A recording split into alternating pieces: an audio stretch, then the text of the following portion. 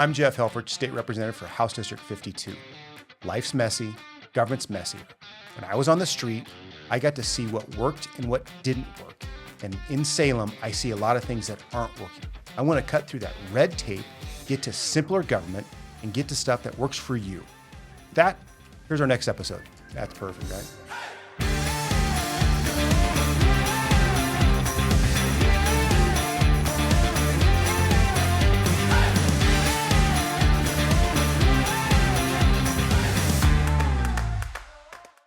Welcome back. Today, I got a really special guest. It's Loren Cannon, former FBI special agent in charge of the Portland division. And he was there from 2017 to 2021. And with that, he's going to explain to us, balancing the constitutional rights and then balancing criminal behavior and also making sure, law and order, but also maintaining the community trust. So with that, Loren, thanks for coming on the show. I really appreciate it. Hey, thanks a lot. We got to talk a little bit last week, and I was talking to a joint friend of ours, Billy Williams, former Oregon attorney, U.S. attorney, and he's actually a neighbor of mine in Hood River. And it's interesting the circles that we run in and 1 or 2 degrees of separation. But your name came up, and I really appreciate you being on the episode. And we're going to dig into this. But before I do that, what I do is get a bio, and I have your bio. I'm going to read it, make sure I don't mess anything up. And if I do mess something up, let me know, because I want to make sure I get it right that first time. Okay? I'll jump in there and let you know. All right, appreciate it.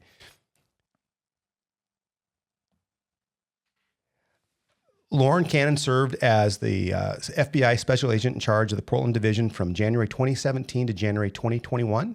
He joined the FBI in 1998. He began his career in the San Francisco division, investigating violent crime, drug trafficking, international terrorism.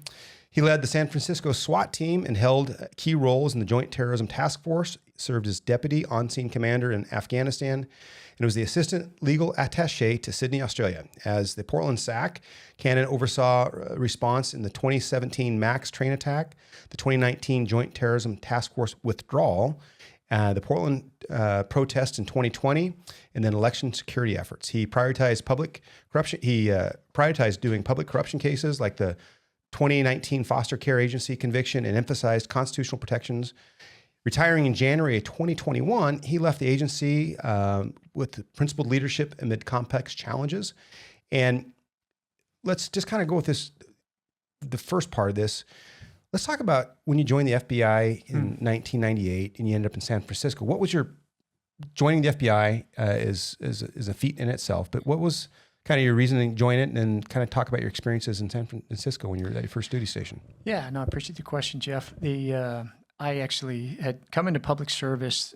I got my education through the United States Army at the United States Military Academy at West Point. Okay. And spent some time in the infantry out in Hawaii, and that was good. But I had made the decision to get out and work in the private sector. Mm-hmm. So I was working as a manufacturing manager for a while, and realized that it just didn't quite resonate with me in the same way that public service did.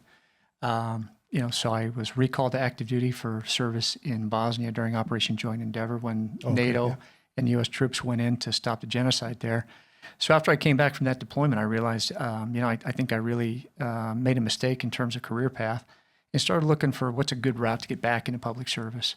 So I applied for the FBI, and a year later I left work as a manufacturing manager and entered into the FBI, spent some time at Quantico, and then posted out to San Francisco Division and the San Jose RA. So that was kind of how I came to the FBI. Yeah. So when you were in San Francisco, I want to kind of really unpack that, because I don't think they can watch whatever TV show and think they know what's going on. And there's so much more to unpack. But you were on the SWAT team. You did drug interdiction. You had international terrorism cases that you worked. Let's kind of walk through when you got to your duty station in San Francisco, what it was like there in the 90s, because it was late 90s. It was after Rodney King, and that was down in LA, and there was there's still some upheaval with that, and what you saw there to what you saw, and we're going to get to it later in the segment, but with the 2020 riots in Portland, kind of walk through what you got to witness in San Francisco and all these different opportunities that kind of shaped your basically philosophy and your work ethic, and how you kind of moved forward through to ascend to, the SAC is a big thing. If people don't really understand what that means, that's a big one. So we'll unpack that a little later, but why don't you go through the other stuff? Yeah, no, great questions. And the sort of the benefit of getting to the age that you and I are at now, Jeff, is that You're saying we're old? I'm Well, that's not right. I'm saying retired, so yeah, not old yet, but you do see history unfolding. So Yeah. when I came into the FBI in the late '90s, the war on drugs was still a major priority. So violent crime was viewed as a top priority. In the San Francisco division of the FBI, there were multiple violent crimes and drug squads working, drug trafficking by gangs, drug trafficking by drug trafficking cartels, things like that. Everybody knows that, just on 2001, September 11th, the world sort of changed. yes, it did. Yeah, so there's a giant pivot within the FBI towards intelligence-based and counter-extremism, counter-terrorism investigations. There was a review of the FBI and the procedures, the government information and intelligence sharing, and that balance, which is a theme I think we'll have all day today, of there's a balance of different priorities, and there's going to be trade-offs. So prior to 9/11, there had been a lot of emphasis on privacy, citizens' rights, and a worry that there would be too much cooperation between agencies. So if the CIA and the NSA and the FBI collaborate too much with local law enforcement, is that going to infringe upon people's civil rights and privacy? After 9/11, the conclusion was we're not sharing enough information, and we're too focused on street crime, and we need the FBI to be more focused on counterterrorism. So there's a giant pivot and a lot of upgrading in the FBI and response to political directives from elected leaders, and how to do that. New procedures were developed on how to do that in such a way that you tried to balance out people's civil rights, but also the protection of the community. So we went from working. I was on a drug squad in 2001. By the end of 2001, everybody was working counterterrorism leads, and then early in 2002, they said, "Hey, this drug squad has now been rebranded into an international terrorism squad, and we need you to learn about those types of procedures as we're developing and sort of rebuilding the plane on the fly, so to speak." Let's unpack, because you're seeing it right now, what you saw prior to 9/11 and the drug trade and the cartels and everything that was coming in through the ports, or how it was coming up through the I-5 corridor. And let's parallel to what we see now, because I was part of the war on drugs. And right. I remember a pursuit where a wire was up, FBI was part of it, and it was in the mid 2000s, late 2000s. And I remember there was a big wire that was up, and they didn't have enough resources because they're waiting for the bigger fish to come up the I-5 corridor. And OSP gets in a pursuit, comes up 205, and it goes off into Clackamas, and we had our officers there. And I remember the car in front of me just does the whole kind of burnout, slides a little bit. And I watch a kilo of cocaine get thrown out of the side of the car and skips across the thing, kind of explodes. I'm like, you don't see that every day, but it does happen. So let's kind of go back to what you saw in San Francisco, the drug trafficking, and kind of see what the parallels you see now and how they are now dismantling the drug trafficking. And we can talk about decriminalization in Oregon, but kind of walk back to what you saw there and any parallels you see now. Yeah, I think it's difficult. I mean, as you know, Jeff, from your time in law enforcement, as a law enforcement leader, you've got to do your best to fulfill the priorities of the people as expressed by their elected leaders. And you've got to do that in a way, that is going to be effective, and also preserve civil liberties as you go forward. So, the perceptions of how dangerous drugs are, what drugs should be illegal and what drugs shouldn't be illegal. I mean, anybody who studied histories knows about prohibition and alcohol being, a constitutional amendment. So the scourge of drug addiction and how do we treat that has been an ongoing struggle in America for decades, Yep. And that's, in the 90s and the late 80s, the violent crime rates were at least twice what they are now. In some cities, they were 3 or 4 times what they are today on a per capita basis. And a lot of that was driven by, drug trafficking organizations and drug addiction. So there was a huge emphasis through the 80s and 90s that was successfully, that focused on drug trafficking and violent crime and brought those crime rates down and reduced the amount of drugs on the streets. The crime rates in particular were the big benefit. So, after 9/11, the emphasis was, we think we're successful enough in that area, and obviously we have a major problem with counter extremism, and we need to pivot to internationally driven extremism as opposed to domestically driven extremism. So in the FBI, the program really had focused on the Timothy McVeigh bombing in 1993 in Oklahoma City. And there was a program for internationally driven terrorism, but it wasn't as robust. And so building that program up and working to dismantle those organizations became a new priority, while we did our best to also maintain a federal footprint and support to violent crime cases, gangs, and things like that. But a lot of the drug work was sort of ceded to the DEA, and those agents are great at it. So, there's a constant rebalancing of what are our resources doing, how is it impacting the community, and are we spending our money and our time and our resources in the best way? So you saw that after 9/11, within the Bay Area. My squad got changed to an international terrorism squad, and we spent a lot of time working on the intelligence to figure out what are the threats and what do we need to do to interdict threats and reduce risk to the community. And some of that's just figuring out how much of a risk there really is, because with certain threats like counterintelligence, cybercrime, terrorism threats, and some organized crime and public corruption, the bad impacts don't immediately show up. So you can have somebody stealing money on a quiet way with an organized crime or a public corruption type of a fraud scheme, and people might not even know that, other than the fact that you just don't seem to be getting the bang for your buck. Street crime's a different matter. I mean, when you see a body in the street, there's a recognized impact on the community. Yeah. So trying to figure out how are we spending our money on the federal law enforcement side and the state and local, as you know, I mean, it's all about teamwork and teams working together. So that's always a difficult debate, and that debate starts with elections, and it starts with our elected leaders, and they set policy, and then it's your job as a law enforcement leader to try to, how do you help inform that discussion in a professional way, and then how do you carry out those orders as they come down, to make sure that you're making an impact on the community. Yeah. So just kind of pick out maybe a couple of challenges from when you were in San Francisco, the SWAT team. That's the tactical team. You guys are bar none, some of the best. I mean, we can talk about what's in the military, LAPD, Portland, all these things. Everybody has their wheelhouse. People do really good things all the time. But you guys, your SWAT team is, that's what they do. Right? That's what they do. But let's talk about that a little bit, and then I want to roll into some experiences of how it shaped your career from there. Yeah, it's a great question. I think that the San Francisco Division SWAT team is one of the 9 enhanced SWAT teams in the Bureau. So there's 3 tiers of team within the FBI. You've got our Tier 1 team, which is hostage rescue team. They're a full-time team. They're at Quantico. They do exactly what their name says, hostage rescue, but other specialty missions as well. Highly, highly trained and one of the best in the nation.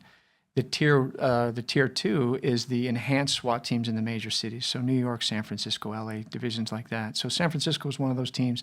And then you have teams like Portland, divisions like Portland that are a little smaller, very competent teams, but they don't have quite as much training time and quite as many resources in terms of agents and things like that. I remember a discussion, we were having a debate within the team in San Francisco, and this is in the early 2000s. Abu Ghraib had been going on, Iraq, the invasion of Afghanistan was all going on, and we still had, multiple gang warrants that were being, violent crime warrants, as well as counter-extremism warrants. There was left-wing bombings, in that part of the country. You had the SHAC, the anti-animal cruelty. So there were extremists that had set bombs, and people forget about that. Yeah, they forget about those. Those were a thing. Those, yeah, absolutely. They still are. They still are. Yeah, and so that's we'll get a bit into that later on. But talking with some of the guys on the team, there was a debate. They were upset by the SAC at the time in San Francisco. Was putting some restrictions on the use of flashbangs. So there was a comment made at a team meeting where some of the operators said, hey, listen, nothing should matter except the safety of the operator in the moment out. When we're out in the street doing a tactical operation, nothing else matters. It's just got to be all about safety. And I said, hey, guys, fair enough. But right now, that's a perspective, and I understand it. You're out there on the street. You've got to protect yourself, and that's a priority. But we as sophisticated operators have also got to understand the equities that the SAC is considering, and some of those are going to be, like you're saying, that those are political considerations.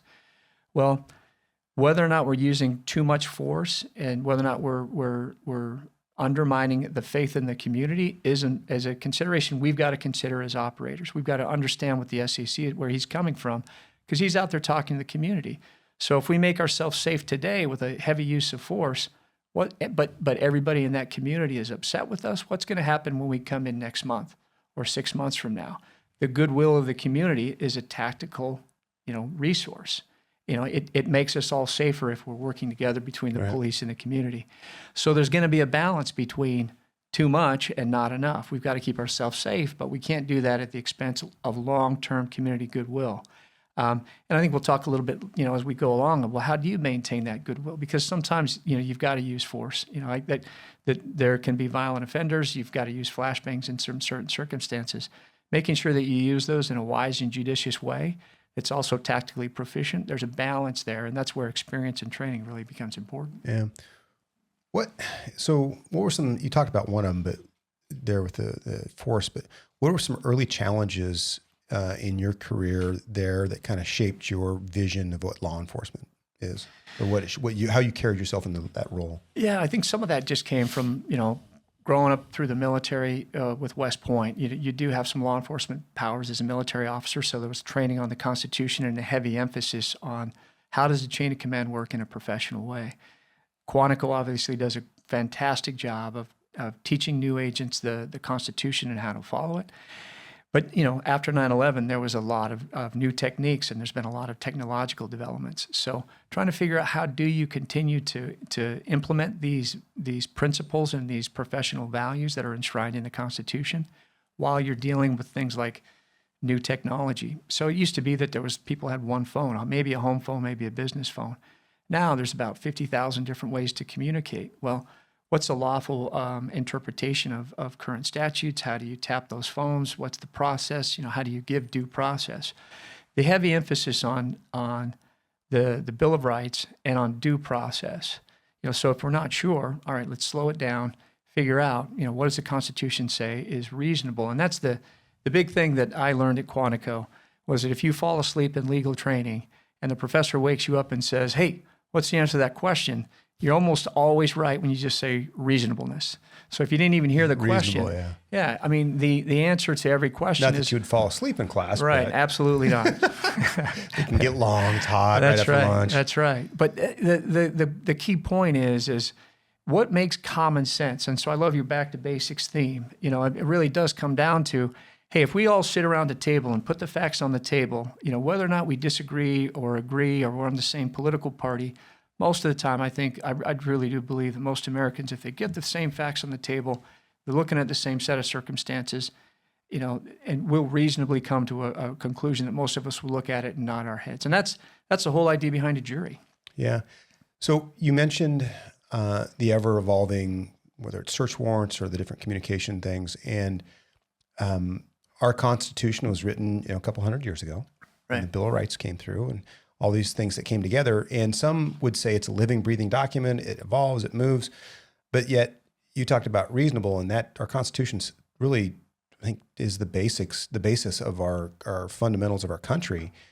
And you nailed it for me when you just said, hey, what's reasonable? Where's that at? Because the Supreme Court goes back to not the interpretation. Well, what did they think they meant? It's like, no, it's pretty clearly what our founding fathers wanted and what they thought, right? And then it keeps evolving. We've had amendments to the Constitution, but it's a long process to get it ratified. Yeah, absolutely.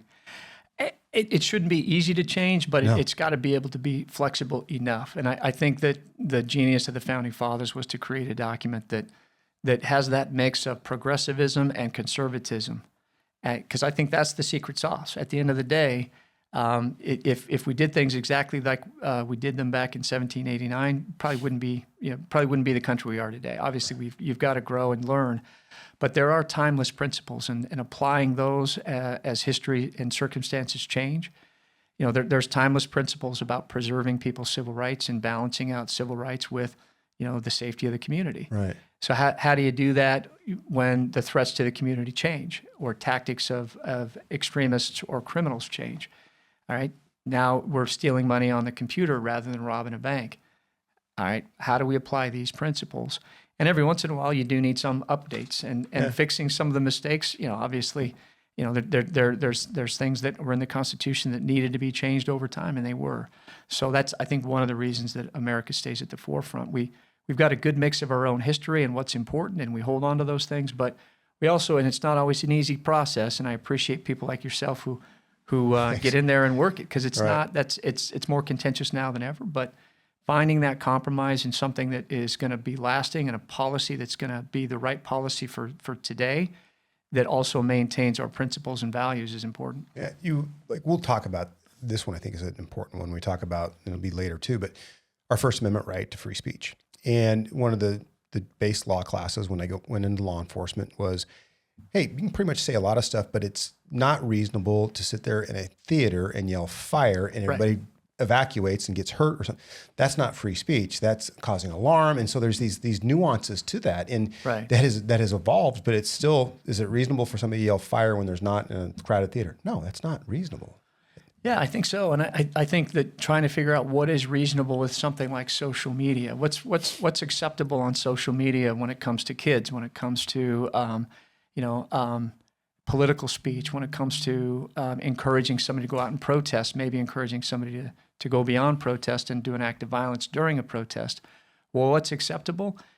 It takes a while for us to get enough experience with that to get a sense of what is reasonable, and some of that's going to be informed by our experience as we go along. So that's where you do have statutes that have to change, and you've got to keep writing the rule book, so to speak.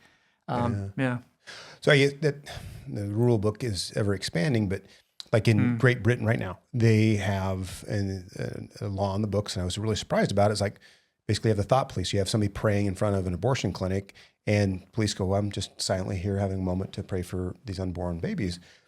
You can't do that. And it's like this Orwellian type thing, George Orwell, right? 1984. Like there's some of this is kind of coming true. And how do we balance that? We can talk about the Patriot Act a little bit later, but there's a lot of things to balance and sit there and is it reasonable? Some people can argue back to one of your team members, it's reasonable to come home safe every night and throw a flashbang. Right. But what's the goodwill that's taken away? Right. So it's a tough one. And I'm a big believer, having been in different postings in Bosnia and Afghanistan and then overseas and worked throughout the South Pacific. Culture matters, and what's reasonable in one community, one nation, one area may be a little bit different than what's reasonable in another. And having some of those regional flexibility, in the United States, that's why we have district courts and state legislatures. So when I look at the statutes in the UK, for example, or in Germany, where there's restrictions on Nazi, anything to do with Nazi propaganda, those types of things. Well, that may be reasonable from their perspective when they look at the difficulties that the Nazi Party from the 1930s and 40s caused the nation. To say, well, we want to restrict that. That I can understand why that would seem reasonable to them. So, not knowing the specifics of different legislation, I can't comment on what they do in the UK. But that said, I'll say this: applying our restrictions on free speech, and on the right to assemble, in a nonpartisan way, is the job of law enforcement. Right. So I once had a law enforcement officer say to me, hey, well, we were doing a briefing on a protest movement, and that it had violent overtones, and the analyst was presenting it as, hey, this is dangerous. And there was a law enforcement officer. Well, I don't know. Sometimes you may have to make your voice heard. You got to be a little bit more radical. And I went, all right, hold on just a second and look around. Agreed. We are all going to have our political opinions, but as law enforcement officers, we've got to ask ourselves, if this action, were being leveled by somebody with whom I disagree or with whom I agree, am I going to act differently? And the answer should be no.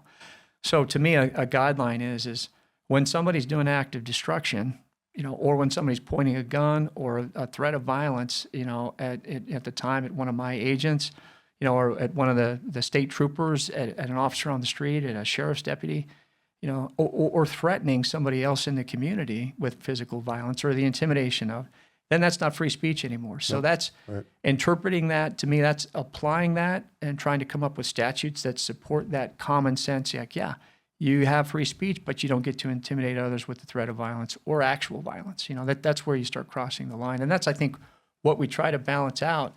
Applying that can be different because I might not feel threatened by one group, but I might feel more threatened by another. So that's where law enforcement officers have to really look at it objectively. And that can be tough to do, but I think we do that by and large pretty well. So you have a unique perspective, and the perspective that people working in law enforcement for either county agency or city agency doesn't quite have, because you get to travel. The FBI travels. I don't think people realize that. And so you were in San Francisco Joint Terrorism Task Force. You then, I'm going to get this, I'm trying to make sure I can get this right from memory.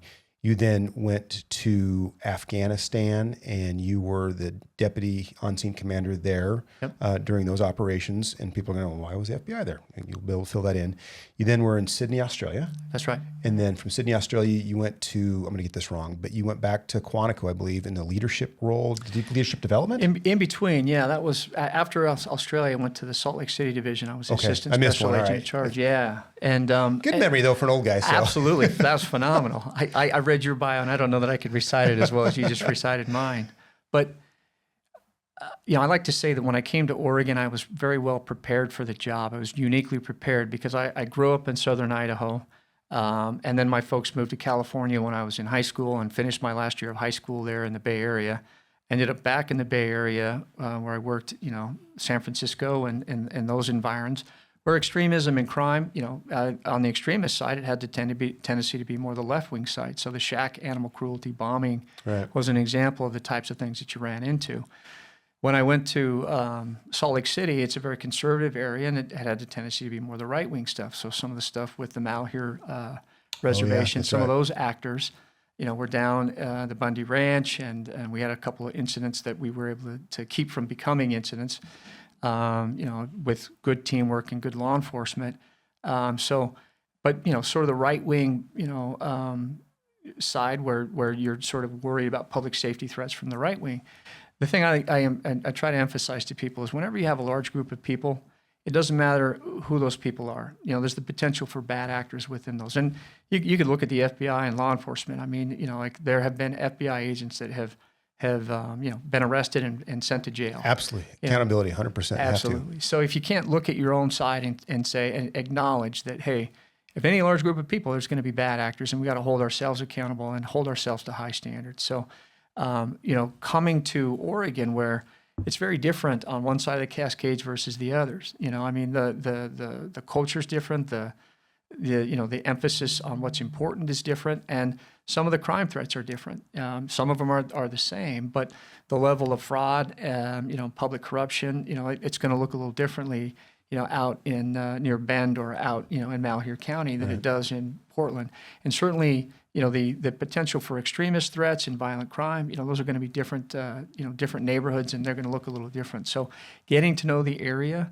And that's where, for FBI agents, it's so important to partner with state and local law enforcement because, those are the officers who really have the deep knowledge, and we learn from those officers, about what's important. And that's where those team works, everybody bringing their different skill sets, to those task forces.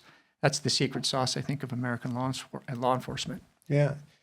So we talk about American law enforcement, and you talked about relationships. Your perspective of traveling the world in different assignments that you've had, and you talked about this different sides of the Cascades, San Francisco to Utah, Sydney, Australia, Afghanistan, San Francisco.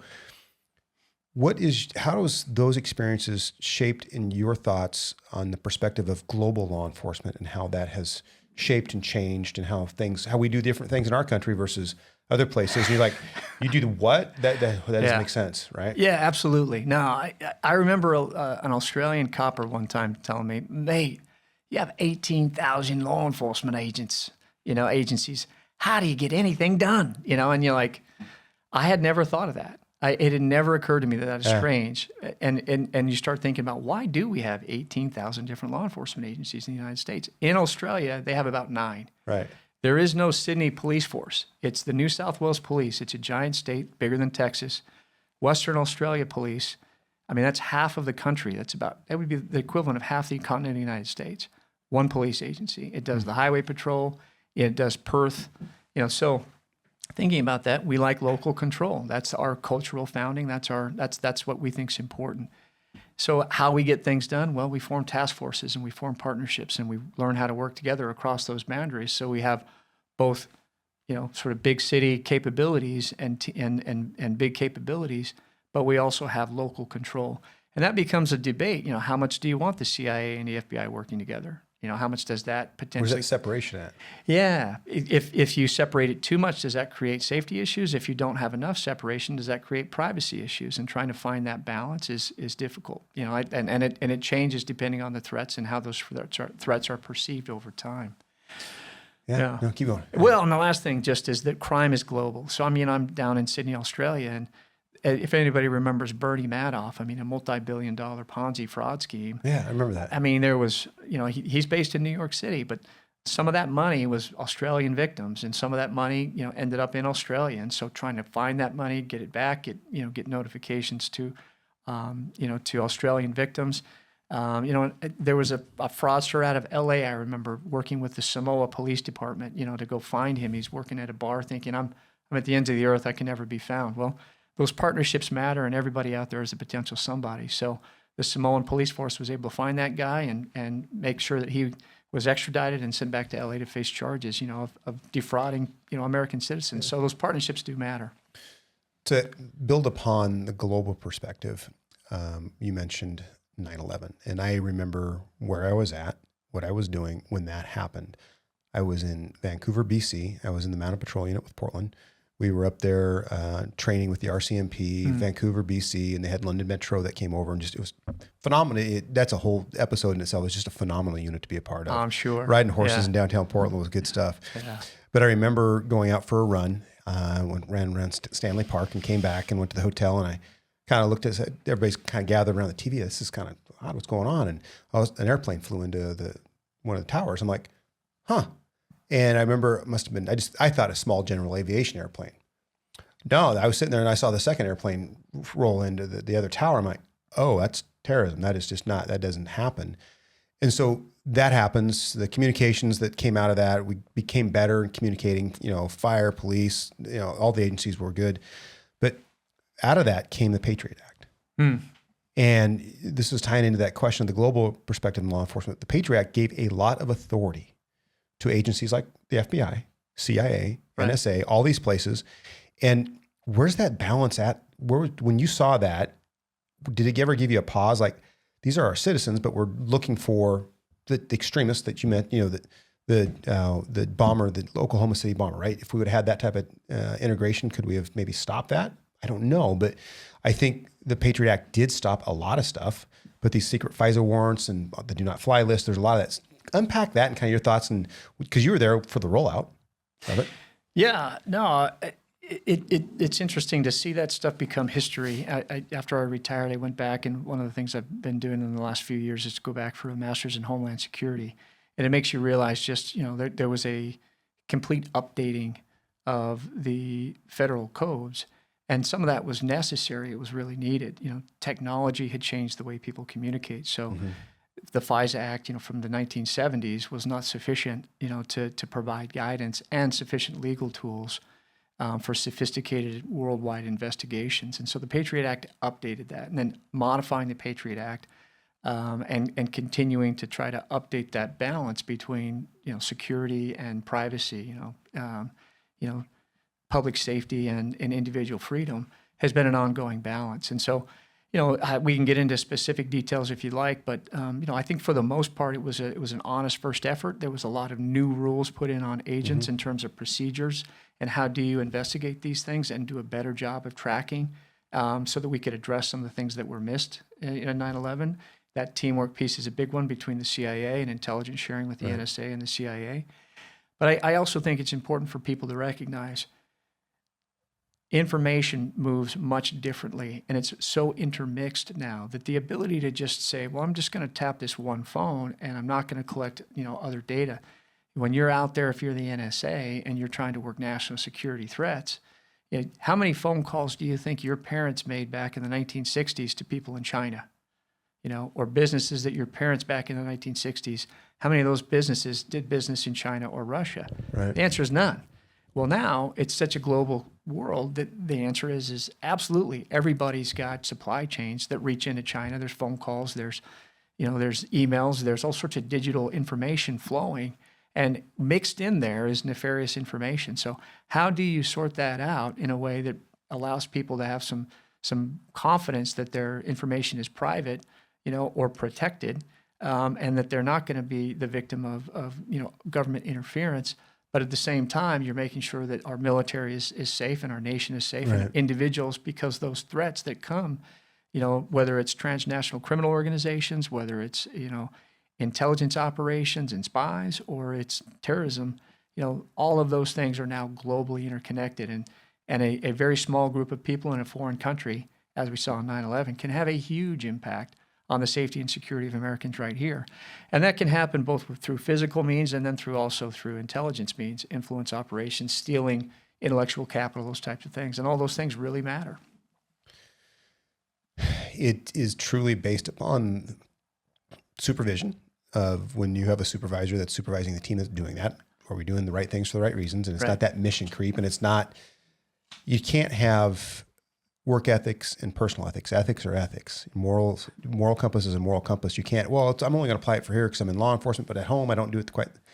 Speeding ticket is a speeding ticket, right? Yeah, And that's a great question. Yeah. I'm glad to hear you say that, because I think often, we'll say elected leaders, well, I don't care about what he does in his private life. I care about how effective he is. I think character does matter, but it's one where I can see people make the argument. I'm willing to accept that this person made a mistake in the past in order to, and I like his policies, but that's each individual voter's got to make a decision on that. Personally, I agree with you. I think character matters, and I think professionalism. Conduct yourself well all the time, and you won't regret it. Yeah, I used to tell my officers, you know what? Nobody's going to care if it's the garbage man or whoever got a DUI. It's going to end up on the back page of the newspaper, if at all. But if it's a police officer, guess what? You are going to be plastered up there, and Lord forbid it was an accident, you hurt somebody or killed somebody. It is going to be news for a long time. I tell you, I got that same lecture from some of the cadet leadership when I reported to basic training, to the new cadet basic training at West Point. Yeah. It's like, hey, you're an Army cadet. The taxpayer is paying for your education. You go out there and get a DUI. You go out there and cheat on an exam. If somebody from Harvard does it, it might make a warrant. It might get a mention in the newspaper because it's Harvard. If somebody at the local community college does it, it probably isn't going to make a big deal. You do it, it's going to be a front page story. And it should be, because you're receiving this benefit from the American people, and you've got to live up to it. Yeah. So we'll change speeds a little bit. We'll get to your time in Portland. So in 2017, you became the special agent in charge of the Portland office. And Portland's a unique place, not just politically, but how, law enforcement operates. You're in charge of the Joint Terrorism Task Force, public corruption cases, coming into election security in the 2018 election cycle, or 2020, but you were there. And then you kind of came into some civil unrest that was going on during your time there. And what was one of the biggest responsibilities you faced in that role? And how did Portland's unique political landscape shape you and your approach to dealing with what goes on there? Because Portland's a different animal. It's a different beast. Yeah, it is. Politics is politics, but it's more unique there than I think a lot of places are. I think it is. I do, and there's just phenomenal things about it, and then there's things that you scratch your head sometimes. But I think, like I mentioned earlier in the show, I felt like I was well prepared, because the SAC of the FBI in Portland is its statewide office. So the Portland division covers the entire state. There's satellite offices in Bend, out in Pendleton, Salem, Eugene, and down in Medford as well. So, you've got agents all through the state, and you've got responsibilities to support and work with partners, and to try to make communities safer throughout the state. And Portland really has, when it comes in, there were a few things I was really kind of focusing in on, continuing to try to make sure we were upgrading our public corruption program. That was something my predecessor, Greg Bretzing, had started, and trying to, continue with that, with the fraud and the public corruption type stuff. Maintaining our strength with some of the violent crime and gang work that had been going on, and also maintaining the work, with the counter extremism. So Portland is a bit, like Oregon is a bit unique in that there's been major cases, with right wing. There's been cases of racist violence, right wing, the Malheur takeover, by force on the right. Then you've also had a long history with the family was a group of arsonists in the 90s, and we during my time we caught one of the fugitives from that case that had absconded. So like the left wing extremism was also out there, Right. and so Portland really has the Portland 7, the Muhammad case. You have major cases of both. They don't left. They don't talk about the 7 and the Muhammad case at all. That just kind of goes away. It was a big deal at the time, and, Yeah. and personally, I think the reason it's gone away is because there's been a great work between law enforcement and the Muslim community to make sure that and it's less law enforcement doing it, than the community itself. Hey, if you see somebody that's heading in a bad direction and self-radicalizing, hey, let's intervene and get that person the help that they need. Most of the time, I think that's happening when you have a youth, whether it's somebody that's getting into left-wing extremism, right-wing extremism, or Islamic-driven extremism. They generally have got some there's something lacking in their life, and they need mentorship, they need support. And the Muslim community has really worked hard to partner with law enforcement and to work with with their youth to make sure that they don't have youth that are allowing themselves to self-radicalize. And I think so. There's a lot of credit, I think, to that partnership between the community and law enforcement groups. Washington County, and in Portland with Multnomah County, the JTTF. I mean, it really does work hard to make sure when we're seeing threat signals, all right, how can we get involved here and get persons the support that they need? Now, every once in a while, support's not it. It's not that somebody's troubled and heading in a bad direction, whether it's an active shooter or some other politically driven extremism. It's some kid or some person who really does want to do violence, and they're committed to it. And in those types of cases, you transition to making a criminal case and getting that person arrested so you can mitigate the threat that way. So I think that the work that's been done has been very strong, and these things tend to come in waves. So there was a big wave of sort of left-wing extremism, I think, back in the 90s. That faded, and you saw some of that come out with some of the riots in 2020. A lot of arsons, and arson attacks. In the 80s, you saw some racist attacks. A lot of work from law enforcement. I think the community's attention matters, and the attention from law enforcement. Like the work that you've done during your time in the Portland Police Bureau. I think, that helps to reduce the perception that those types of acts, whether it's harassing somebody based on their race, or it's targeting a particular business because you don't like the capitalism, whatever it is, it's driving violence. Making sure that it's viewed as that. Hey, look, we're going to prosecute that. We're going to pay attention to it and stop it. It's not okay. That's not free speech. Right. Yeah. So let's kind of switch gears to to me this was a big one because I watched it because I was there for the Occupy Portland event. Those events, and that was a long. I got literally thrown into a moving bus, cracked my helmet, concussion, all that. How did you balance with your role, and then balance federal investigations into criminal activity versus free speech in the 2020 the Portland riots? I mean, some people, they're just talking. Like, no, there wasn't talking. That was violence. There was just full-on violence. How'd you balance that? Yeah, no, it's a great question. In fact, it's a question that it's part of what drove me to go back to school when I retired, and I wanted to dive deeper into those types of questions. And so going back to get the master's in Homeland Security, I've written a book about this that should come out sometime in the next year, even if I just self-publish it. But we got a preview of the book going out. Yeah, a little bit. Yeah, all right, there we go. A little bit. Yeah, right. Maybe when it comes out, I'll come back on and we can talk about it more in detail. But kind of as a preview, I mean, the way that the riots in 2020 started, I think, are important.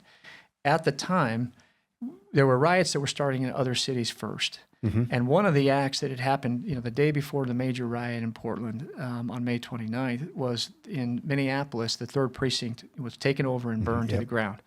So the Minneapolis Police Department, rather than defend that building with firearms, it was such a vociferous crowd, the violence was so high that they made the tactical decision to withdraw, and that building was burned to the ground. So, fast forward a day, the next day, you've got the Portland Police Bureau is looking at, like, how can we de-escalate? We want to allow people that, we understand that we're the targets of this protest. People are upset with the police. So they're protesting us. And so we've got to regulate this, but we've also got to allow free speech. Right. That's a tightrope to walk, very difficult. And I think that they did the best that they could. On that night, there was a few acts of violence, but by and large, the police sort of let that assembly continue.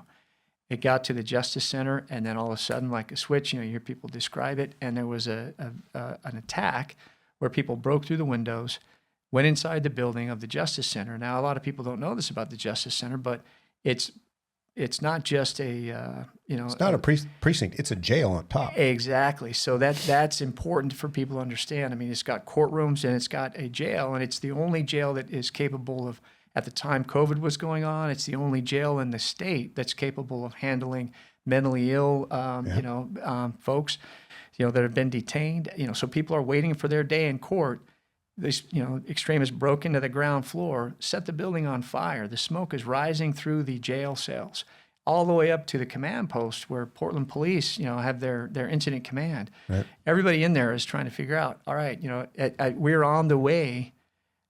Instinctively, when you smell smoke and there's a fire on the ground floor, can you evacuate this building?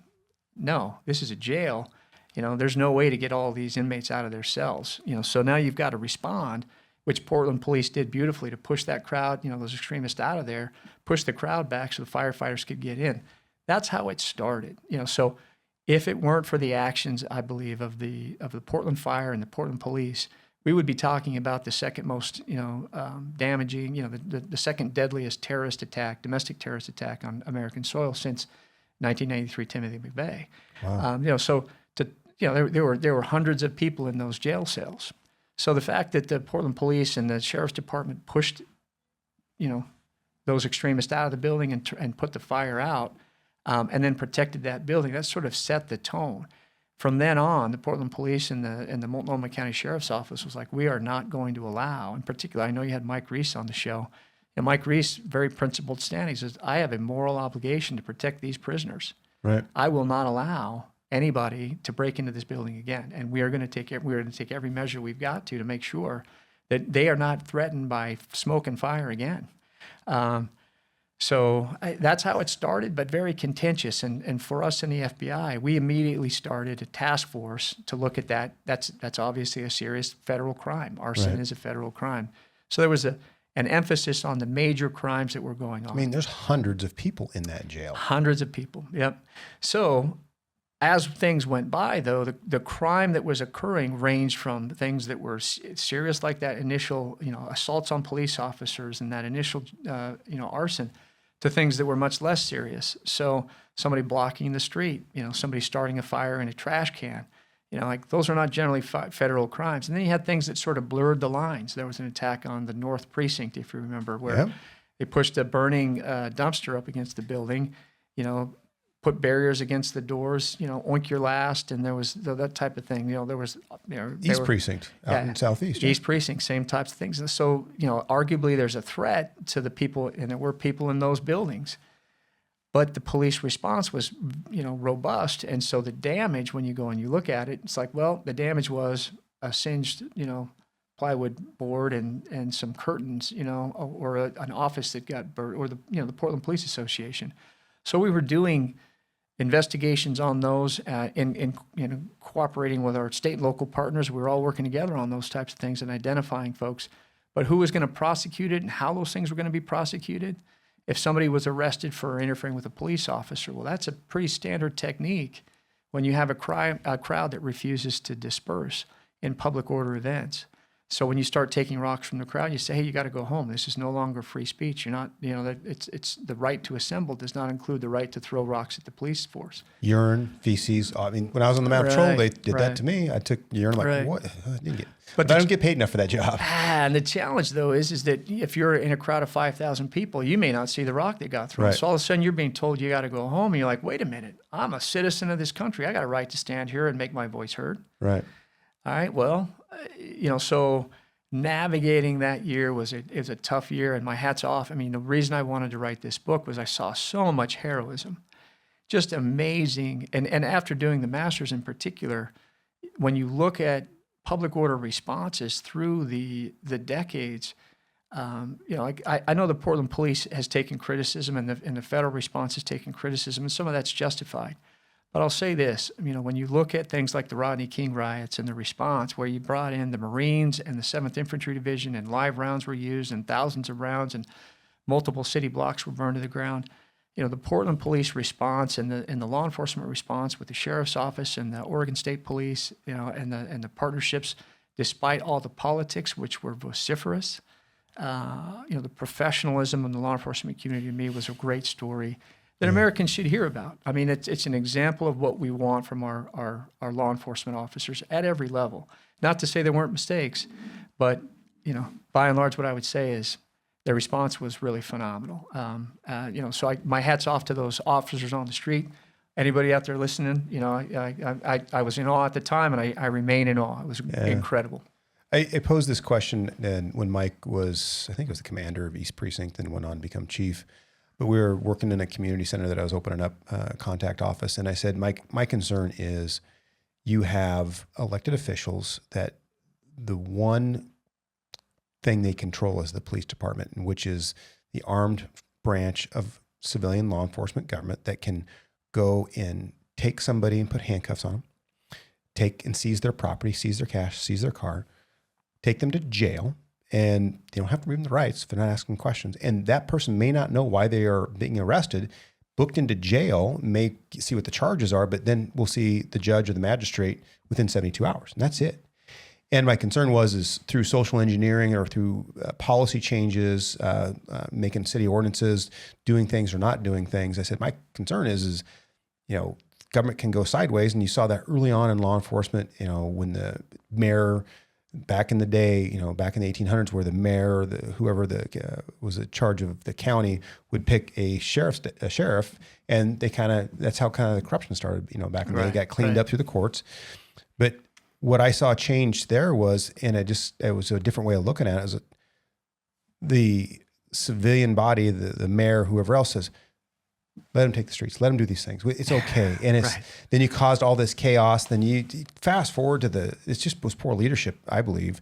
And the police wanted to go do their job, but they were told not to. But then you look at that house that was up in North Portland that was going to get foreclosed on, and they had this big, huge thing. The police got chased off, and it's like, what's the risk reward? What's the benefit of public, the government interest in this public event and things like that? You're balancing all those things that people don't realize, but that's where I think sometimes, having an independently elected chief law enforcement officer like a sheriff, Sheriff English was on the show. We kind of talked about that too, but he pushes a little bit. It's like, look, it's about relationships. It's keeping those things going. But yeah, you can see where that stuff can happen. And I saw that. I just was like, oh, here we go. But it's corrected. The tides have changed. Law enforcement's, making a comeback in the sense of the recruiting and all those things like that. And it's good to see, but that's just my former colleagues sitting there. I was just like, man, that's a rough time. I think it was a rough time. And I think that it's important for voters to recognize the importance of all these different offices. It's something that made the press at the time, or shortly after 2020, where Mike Reese is the elected sheriff, gave advice and through a Freedom of Information Act, his email to the district attorney, Mike Schmidt, like one of the turning points that I think was critical, and I think it was a mistake, was when Mike Schmidt stood up and said, here's all these things I'm not going to prosecute. Well, a lot of people... That's your hall pass. Yeah, so around the country, there's a lot of people that said, hey, I want to make my voice heard, and I want to go a little further. I want to throw some fireworks. Maybe I want to build some Molotov cocktails. I'm looking to take the revolution to the next level. Right. All right, well, those people believe that they're in the right. Most extremists do, but those are acts of violence. It's not free speech. The challenge was, how do we catch those extremists? Well, when people are locking arms and grabbing onto police officers so they can't arrest the person that just threw the Molotov cocktail or broke the window, or threw the firework or threw the rock, it's difficult. That's a difficult case. Are they locking arms because they just want to be there on the street? Or are they locking arms to keep you from getting to the guy that threw the rock? Either way, they're locking arms and they're interfering with a police officer. When you say you're not going to prosecute that, then that has real ramifications for how do you police these protests that were turning violent each night. Yeah, so sorting that out was difficult. You use force, and then the governmental interests from the district attorney is like, well, I'm not going to prosecute them. Well, then why do I want to use the force? And that emboldens the people, and it perpetuates it, and they become emboldened. I fall back to my old. They got rid of the horse patrol, which you bring in, 6 of your best friends in the whole wide world. Those 6 horses coming in there, you can clear a street out pretty quick. Yeah, I tell you, I when I was in Sydney, I saw the Sydney Mounted Patrol in action, and it really makes a difference. So I was disappointed when they made the decision to disband the Mounted Horse Patrol. Oh, we get those. Yeah. We love those horses with the big butts because they can move some people around. Yeah, I think public order missions are one of the most difficult things, and the FBI doesn't do it. I'm not an expert on public order. I mean, we provide investigations, in support of those and information that we have, when crimes are committed or if there's threats that are come to our attention. But we don't train on how to do public order. Our agents aren't equipped for it. So I've got it's foreign to you, right? Yeah, it really is. I mean, it's not something that our SWAT teams are trained for. I mean, they're trained to go out and do high risk warrants, active shooter response. Those are difficult missions, but they're very different than trying to clear a crowd and knowing when to clear a crowd, how to clear a crowd, what's acceptable, use of force or not acceptable. Right. Last thing you want is an FBI agent, with limited, less lethal force and an M4 rifle, trying to do crowd control. Yep. That's a recipe for disaster. Yeah, it really is. It is. Yeah. Let's kind of switch gears a little bit. You, the January 6th, what was going on there at the Capitol, and what strategies did you employ preparing for any type of issues in Portland during the January 6th event, and then with the Capitol riots, and what did you see coming out of that? Yeah, so that's a great question. I mean, there was concerns within the FBI, and I think there still are, that protests, and there's been some studies by the Center for Strategic and International Studies that show during 2020 and 2021, and it's been a theme since, that acts of extremist violence, politically driven violence, have popped up during protests, during public gatherings more often. So it's a new tactic that's really it's sort of what's old is new again. It's not like this has never happened before, but one of the things we were seeing, and it's been confirmed by academic studies since, is that extremists were putting themselves inside of legitimate protests, infiltrating it and causing problems. So when you've got 5,000 people standing there, and you have a similar agenda but these are peaceful protesters who are advocating a certain change. You're advocating that change, and maybe some more changes on top of it, and you're willing to not just make your voice heard, but you're willing to go ahead and you feel that instigating violence is gonna further your movement, whatever that cause is, whether that's on the left or the right. That's happening more often. So that was our concern, is that we've got to continue to be able. So when you have a crowd of 5,000 people, Jeff, you know this better than I do, but when the first person throws the first rock, that's both a threat and an opportunity. If law enforcement is able to put their hands on that individual, arrest that person, well, now everybody else's speech gets protected, and that individual has to face the consequences. Right. But a crowd mentality, a mob mentality can break out. If that person's not caught, then somebody else may decide to throw a rock. And then all of a sudden you've got 50 people throwing rocks, and some people are scrambling to get out of there, and it turns into chaos. And other people are scrambling to say, hey, you know what, maybe I feel like throwing a rock too because I'm angry. Right. And in the heat of the moment, I may not have intended to start throwing rocks, but all of a sudden somebody hands me something and says, You can throw a rock too. Well, I'm angry, especially if you start taking some less lethal force. You've been hit by, a stinger round or tear gas and you're mad. So trying to de-escalate that is important. And one of the things about de-escalation is I think being able to put your hands on and arrest those people, quickly is something like if you can make surgical and targeted arrests, then you should do so. Right. Well, that entails that, all right, you've got to have teams in place to do that. And that, all right, well, is there a chilling impact by having those teams in place? And what's the surveillance techniques and how do you employ those? And when is that appropriate and when is it not? So those types of things, as tactics evolve, law enforcement's got to think about how do we balance out people's free speech and their civil rights versus public safety, including the safety of the officers on the street. You touched on something, and I know the courts ruled against the ability for law enforcement to keep record, but because the technology happened, they would have would be our crime scene investigators or the criminalists that would be out there, part of the rapid response team. But they had videos. They did live streaming and did the videos just to kind of record the event, and then could later go back and figure out who the agitators were, who the misbehaviors were, and go find out who they are and go arrest them. And then they said, well, you can't keep that information after so many, what it was, but you could go review, the local news agencies' films. You had to get a subpoena, just because they play that game. And it's kind of this interesting cat and mouse game in Portland, right? The ACLU will get involved with something and then, nope, can't do that. And the courts, it makes sense, you can't do that. It's like these tools get taken away. They do get taken away, but then they get restored sometimes as well. And so, and they're different between, what the city ordinances say, what the state law says, Right. and what federal law says. So, and as an example of that, there was a ruling in the Rise Above movement case. That's a right-wing case where there was individuals down in LA that traveled to some violent protests. And keeping a long story short, charges were brought against those individuals, and a federal judge down in the 9th District in LA ruled and said, hey, the federal riot statute is overly broad. I'm declaring it unconstitutional. Well, that's a broad ruling that was appealed. At the time in 2020, that was a tool that got taken away. We no longer have a federal riot statute. So if you're Bill Williams and you're the U.S. attorney and his team, he's looking at it going, well, what can I charge for somebody who's throwing a rock? At the charge would have been riot. That's the normal one. It was being used in other parts of the country, but it had been declared unconstitutional and the appeal hadn't been heard. Now on appeal, that ruling got overturned and some of the riot statute was reinstated. It's an ongoing debate at the federal level. Is this riot statute, is it overly broad? Does it keep people from forming up? Does it have too much of a chilling impact?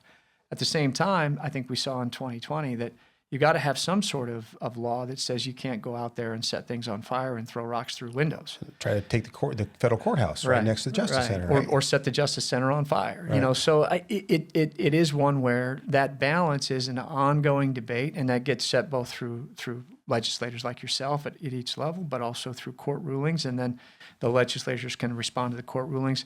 For us as law enforcement officers, we do our best to provide as you know, you do your best to provide your expertise to both policymakers and to judges in courtrooms. And most of the time, I think those rulings, if they're off base, they get corrected on appeal. Laws do, like Measure 110. I understand the rationale behind it. It was well intentioned.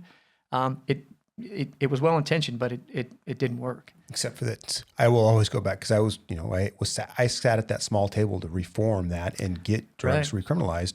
Never thought I'd say that out loud, but it's that second sentence or the second part of the ballot measure that says, and reclassify certain drug possession crimes.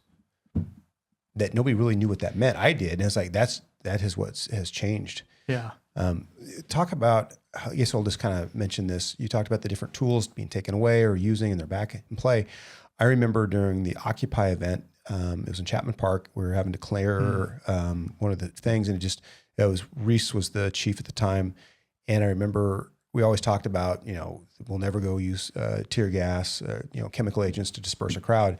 And I remember that first night that they did that, I'm like, that genie is not getting put back in that bottle, because it was very effective, but that was the only response that we could have because it had grown so violent. Right. And people were getting hurt all the time. It's like, we got to do something different. And it goes back to your flashbang. Well, it's not a lasting impact. It's not a lasting, it's just an irritant. Right. But then the courts, well, they've walked through it and this person wasn't doing anything and you violated their rights and they can't occupy the space. It's a riot zone. Knock it off. Yeah, I mean, I think the use of tear gas is a great example. It's similar to that discussion I had with SWAT operators. And I remember at the time saying, hey, a corporal in Iraq, in 2004, doesn't get to say the only thing that matters is the tactics. They have to be, they have to consider that the fact that their actions could create an international incident. Mm-hmm. So we expect a Marine Corps corporal to be sophisticated enough to understand all these equities and make good decisions. We got to expect the same thing of our police officers. Right. That said, I think we've got to get out there and make sure that we're explaining why force gets used. At the end of the day, and if we have political leaders or community leaders that mischaracterize something, we've got to do our best to correct the record. So the use of tear gas has been upheld multiple times. There's been lawsuits about it. Courts have reviewed it. Legislators have reviewed it multiple times in terms of what are the lasting impacts. And the answer keeps coming back is this is a reasonable use of force and a tool that law enforcement should have. But law enforcement has to know, we've got to be judicious in the way that we use that because it does create a lot of emotions in the community. And sometimes, the short-term safety we may gain may not be worth the long-term impact. So that's a tough balancing act for people that are working public safety. And again, that's where these trained officers, and Portland Police has some real experts in this area of thought.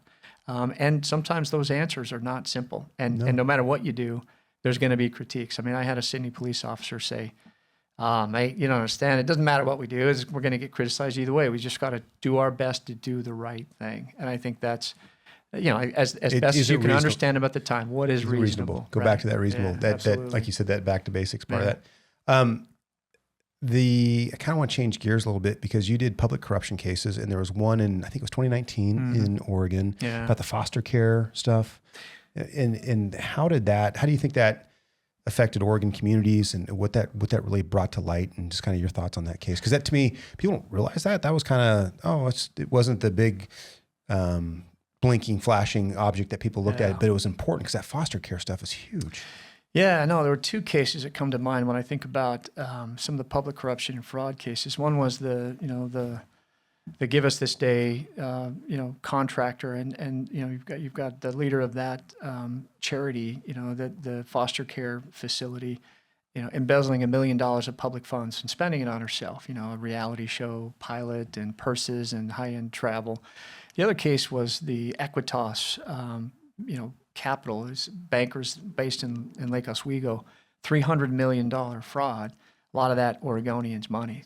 So, those types of cases are the kinds of things that they do have a tendency to fly below the radar. The fact that public money has been taken away from foster children, it's supposed to put clothes on their backs and help them get an education, and instead it's going, it's being stolen. Those are victims that have it's hard for them to be seen and heard. And it's certainly something that can fly below the radar, and it has a huge impact on their lives, if they don't get the support that they need at that stage. And that's where oversight, is absolutely important. So that case was an important case. And by the same token, like the oversight of the banking community, we all want to be able to put our money into investments thinking that, hey, what's been publicly represented to me about this company is true. And Bernie Madoff was a multi-billion-dollar loss that shockwaves around the world. Well, here in Oregon, it wasn't quite as big, but the dollars were still amazing. $300 million of misrepresented funds where people were raising funds saying, hey, this is a going company and we're making money, and they really weren't. So hiding those details defrauded investors, and the losses really shook the community. So, and that was an international case. It was based in Lake Oswego, but they had an office in Luxembourg, an office in New York City, and they were bringing in money from all over the world. So those types of cases are the types of things. Cybersecurity is another example. Intellectual theft of theft of intellectual property is another thing that the Bureau works. That those are things that tend to fly below the radar. They're not crimes that you can see easily. Public corruption is one of the most important things that we work because, it doesn't show up. All that shows up is that government agencies and public dollars all of a sudden just don't seem to be having the impact that they should. Yeah. And trying to determine these days, it's very difficult because it's a very high bar. How much is this just incompetent, whether it's a public figure or a private figure, and how much of it is intent and knowingly stealing money? Those are difficult cases to make because you've got to prove that intent piece. Oh, you kind of said something. One of the things I've got in my office, it's a quote attributed to John Wayne, but he didn't really say it. Somebody else said it, but it's like, life's hard. It's even harder if you're stupid. And people make stupid decisions. Your life gets really hard, and let's make smart decisions. And these corruption cases, it's pretty easy to make a smart decision. That's bad.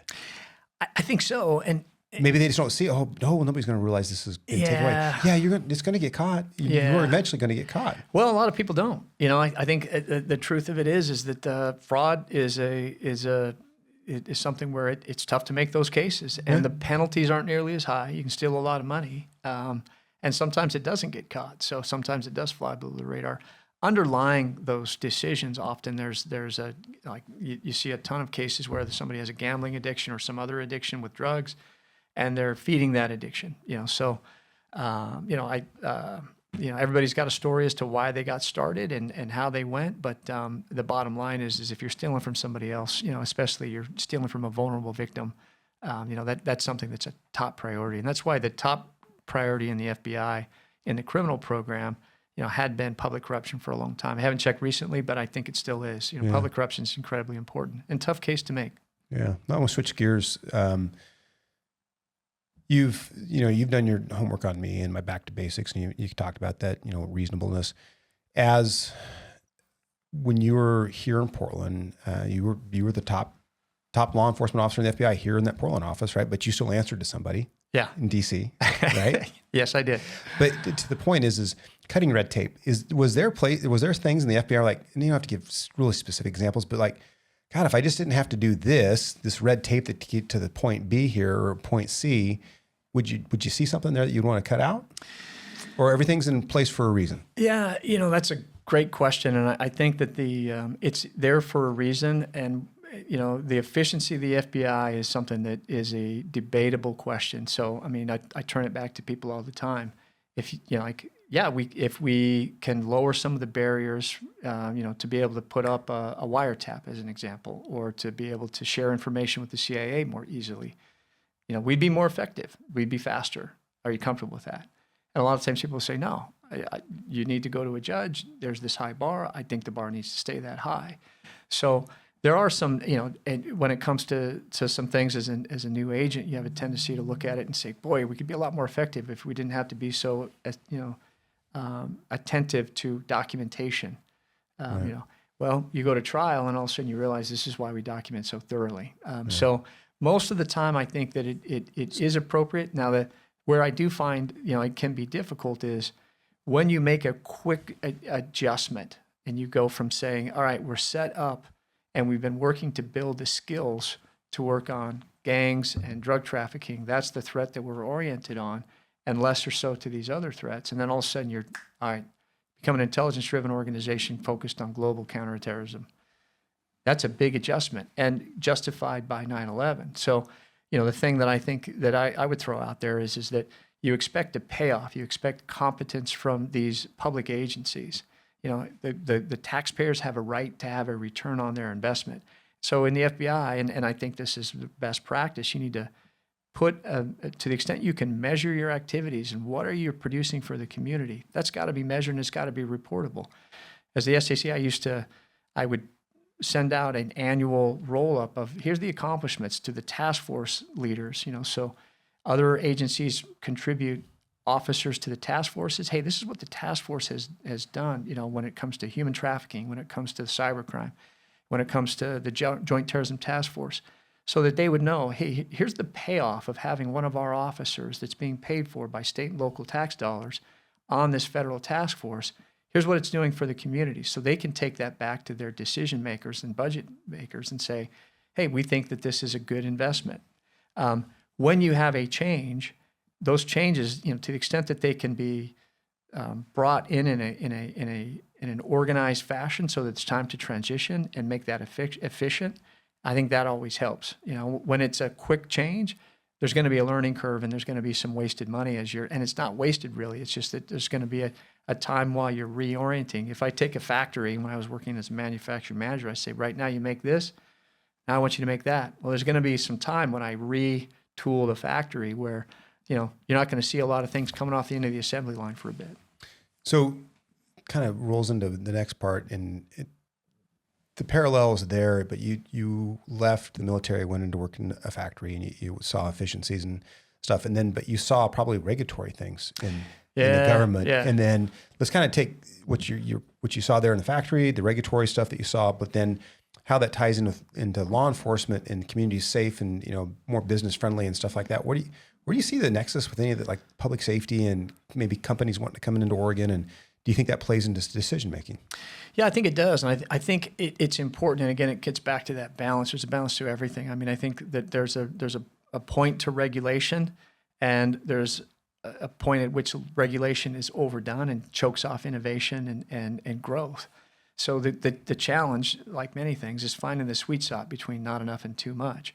When it comes to our fraud cases, having some regulation on what has to be disclosed when you're offering an investment and having that be truthful, those regulations make sense. You want to make sure that what you're buying as an investor, what you're putting your money into, is actually what you're getting. It's difficult enough to make decisions about, capital, if people are allowed to lie, or if companies are allowed to misrepresent. So those regulations make sense. If you have those regulations be so onerous that you could always be accused of not having provided enough information, then that really closes down capital markets. So to me, that the balance is finding the sweet spot between not enough and too much. And hopefully that's a fairly wide area.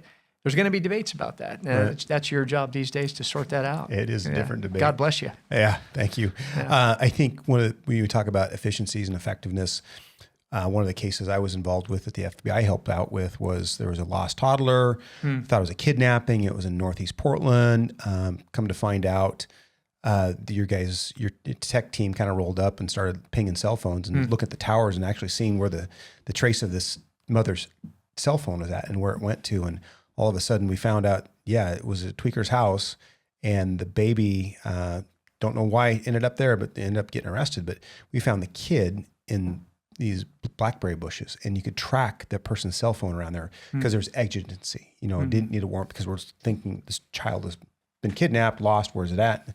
We found that. And it was just, those are those efficiencies that are quickly, people understand that better than I think most, or at the law enforcement level, it's pretty interesting to be a part of that. So. Yeah, absolutely. Yeah.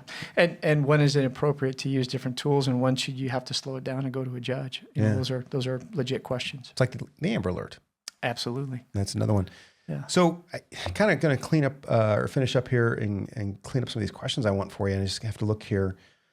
What advice would you give to current FBI leadership leaders facing polarized communities? I think my successor, Kieran Ramsey, and the current SAC of the FBI division, they do a great job of continuing to engage. And I think that's the short answer. I mean, you've got to explain the work you do. Sometimes it's not obvious. When the significance of the Equitas case, which started before me, went through my 4 years, and continued past me, those are long-term cases. And the work that it takes to put that together for a $300 million loss is worth it. But it may not show up every year that there's some sort of massive headline. So making sure that you're staying engaged with leaders and community leaders, elected leaders. While I was there in the seat, we would meet with the mayor on a quarterly basis because he was the commissioner of police, and Right. he had provided Portland police officers to the JTTF. And we did the same thing with the city commissioners, and although they made the decision later to withdraw from the JTTF, that was not a decision which I agreed with, but I think that engagement was important because it explained the importance of communication and information sharing. So even though they withdrew their officers, they maintained a mechanism by which we could share information, and that became important as time went on. Yeah. So in this realm of keyboard warriors, Facebook, Instagram, whatever platform, Telegram, whatever, how do we build trust with communities with the misinformation that's out there? Yeah, that's a great question. And if you figure it out, let me know. I mean, it's not only Podcasts. There's one way to do it. I think that's why I still come on and try to, when somebody wants to hear what I've got to say, I mean, I'm happy to talk about it a little bit because and that's why I've written a book. I'm not sure how much people read books anymore, but maybe there'll be a podcast in there someday. Yeah. It's important to stay engaged in ways in which people access their information. And I think that the state and local police do that better than the federal guys, but that can be difficult, and everybody gets accused these days of shaping the narrative and putting their finger on it, and they're all spinning their own propaganda. So I think that the proof is in the pudding over time. You got to get out there and engage with the community firsthand, face to face, engage on social media, put your narrative out there, have that be as accurate as possible, and have as much integrity over time as possible, and build that trust. And I think if you keep doing all those things, it does work out. And I do think one of the most important things you can do is make sure you build a relationship, with your elected leaders. So Travis Hampton, when he was the OSP superintendent, had a relationship of trust, with, Kate Brown as the governor. She trusted Travis. When Travis was able to sit down with her during 2020 and say, hey, I think we need to intervene in Portland and put extra troopers there, and here's how I think we should do it. The Oregon State Police, the teamwork there between the governor and the superintendent was important to de-escalating a situation that was becoming dangerous. So you do have to, if you're the chief of police, if you're the SAC, or you're the sheriff, you're the superintendent, you've got to spend some time explaining, what your agency is doing and how you're furthering public safety and why you do different things. That relationship is important when there becomes a crisis or a stress. I think one of the things that make a difference, and we saw it when I was initially in Portland, we didn't have body cams, but we had cars that had camera cars, was when that came out, and now body cameras, that helps put a stop to the misinformation. Yeah. It does, because there's this third eye independent view, a witness, a non-biased witness just shows what is being seen.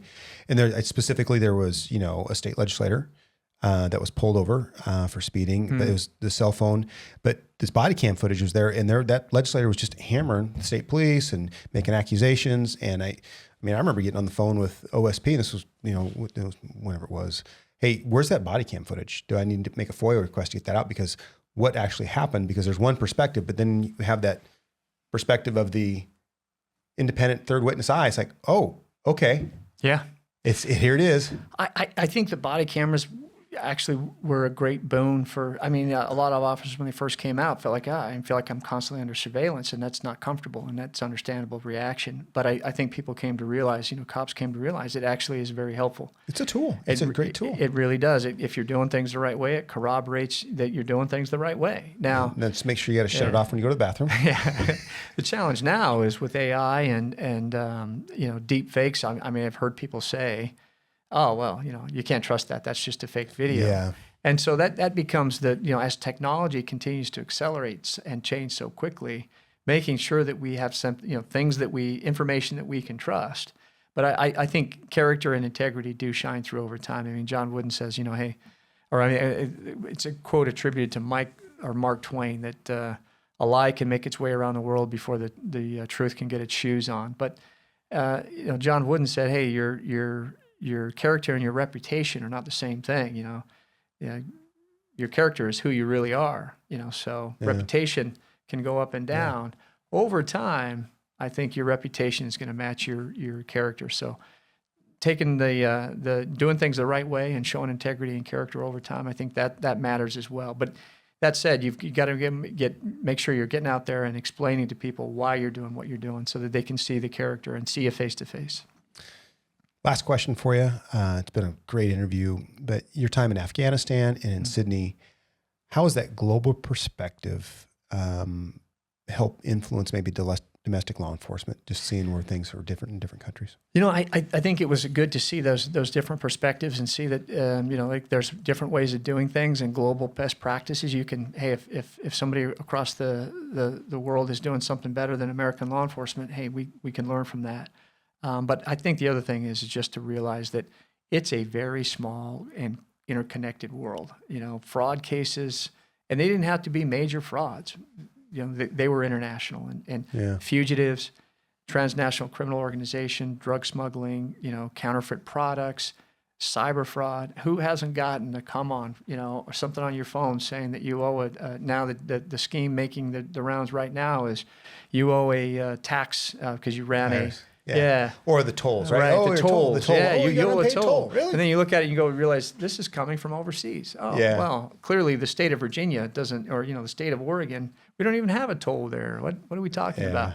So when the reason that the FBI has people posted overseas is we started back in the 70s. Think about how much more interconnected the world is now than it was in the 70s. It's incredible. So yeah.